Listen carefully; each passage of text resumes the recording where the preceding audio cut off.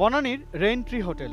২৮শে March রাতে এই হোটেলে জন্মদিনের দাওয়াত দিয়ে ডেকে আনা হয় বেসরকারি বিশ্ববিদ্যালয়ের ২ শিক্ষার্থীকে।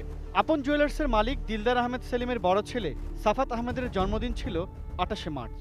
সমাজের বিভিন্ন স্বনামধন্য ব্যক্তিরা জন্মদিনের দাওয়াতে আসবেন এই বলে ২ তরুণীর উপস্থিতি নিশ্চিত করেন তাদের পরিচিত বন্ধু সাদমান সাকিব। সাফাতের আগের জন্মদিনের ছবি দেখে তরুণীরা বিশ্বাসও করেছিলেন সেই কথা, কিন্তু হোটেলে প্রবেশের পর তরুণীরা দেখলেন ঘটনা ভিন্ন। মদ ও ইয়াবা খেয়ে তখন মাতাল সাফাত ও নাইম। অনেকেই থাকার কথা ছিল, আমরা সেটা জেনেই গিয়েছিলাম, কিন্তু পরে গিয়ে দেখি আমরা ছাড়া কেউই নাই। সাফাত, নাইম সহ অন্যরা তখন মদ খেয়ে মাতাল। এর পরের অবস্থা বর্ণনা করতে গিয়ে শিক্ষার্থীর গলা ধরে আসে।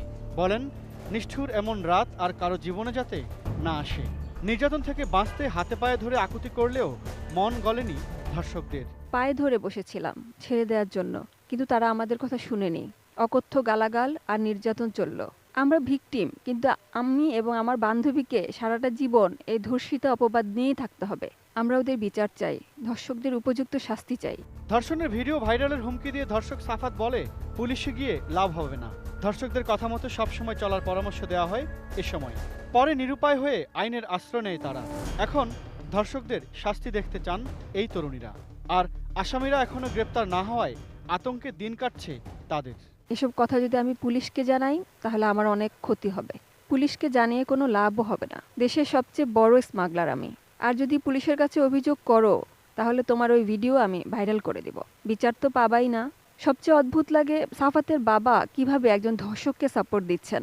অন্যদিকে তরুণীদের স্বাস্থ্য পরীক্ষায় গঠিত মেডিকেল বোর্ডের প্রধান বলছেন, ধর্ষণের আলামত পাওয়ার সম্ভাবনা এখনো শেষ হয়ে যায়নি।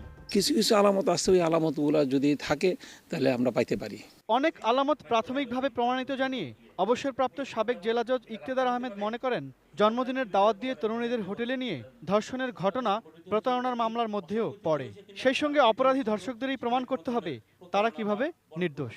মিউচুয়ালি বলার কোনো সুযোগ নাই, যেহেতু যারা ধর্ষিত হয়েছে তারা নিজেই মামলা দায়েরের সময় মামলার এজাহারে উল্লেখ করেছে কী পরিস্থিতিতে তাদেরকে ধর্ষণ করা হয়েছে, এবং আদালতে গিয়ে তো তাদেরকে যারা মামলার বাদী ওদের তো এজাহারের বিপক্ষে অবস্থান গ্রহণের কোনো সুযোগ নাই। তাহলে এজাহারে যে বক্তব্য আমরা পাচ্ছি ওই বক্তব্য দ্বারা এটা সুস্পষ্ট যে ওই দুইজন মহিলা ওই রাত্রে ধর্ষণের শিকার হয়েছেন।